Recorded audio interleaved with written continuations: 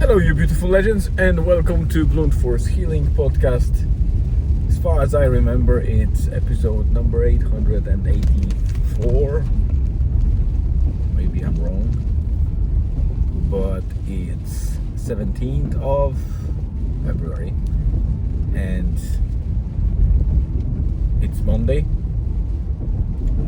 Not the most liked and favorite day of the week for most.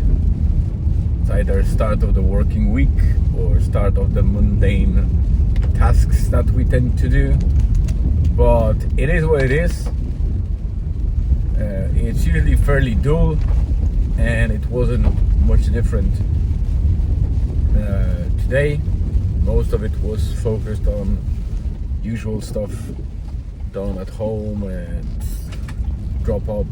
drop to school, and I am picking up Julian shortly from school. But the only highlight today, as the title suggests, were oyster harvesters, as I call them. They're probably called differently, or maybe the same or similar, but basically these are...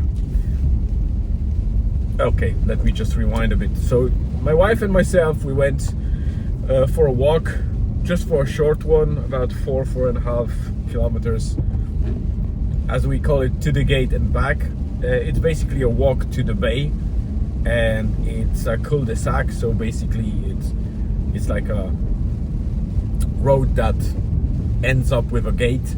That's why we call it to the gate and back, to a private property, and then we return back home.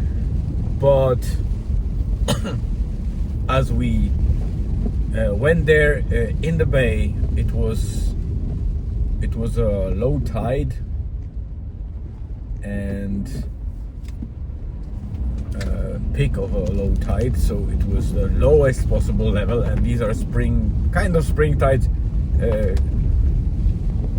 or around spring tides. The level goes to the extremes, both high and low, and it seems like it's very convenient at this time for the oyster farmers to go out to the bay. And that's very unusual sight for most of the people that do not live near places where oysters are harvested. And it was very new to me when I came to Donegal, when we moved in here, but later on, obviously, you get used to it when you hear tractors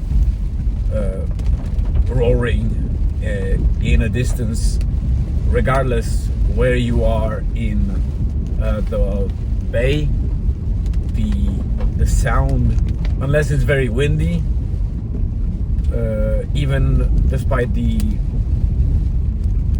or if the ocean is rough, obviously you won't hear them that much, but if it's fairly sunny or dry and quiet day, you definitely are going to hear them somewhere, and you not necessarily need to see them, but they are there. And it's I understood why is it happening, because Donegal Bay has a very hard bottom.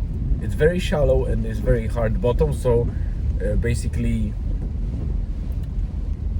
tractors can easily traverse it or ride across the bay, because the bed of the sea or the ocean in the bay is very hard. It's not like it's some sediment, or even if it's sandy, it's still fairly hard, because it's a small layer of sand and sometimes some weeds, seaweeds, but generally these are rocky bottom, and it applies to both sea lakes in the area.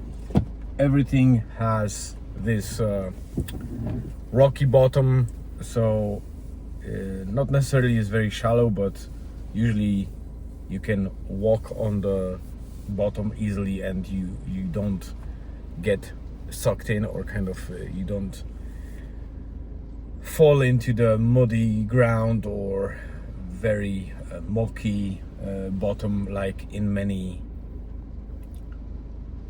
mainland lakes, sometimes even the rivers and even bays of the seas. But yeah, this part of Ireland is very rocky. Of course, there are lakes that are in the boglands and they have the bottom that is very dangerous if you try to stand on it, because it can work as a quicksand. But in general, the area, like the bay, is hard bottomed. So I spoke too much about hard bottom and it sounds already a bit suspicious, so let me finish up. That was the only highlight, the oyster harvesters. I dragged for too long. Thank you very much for staying in. Have a great rest of the day, afternoon or evening. Stay tuned and see you again tomorrow.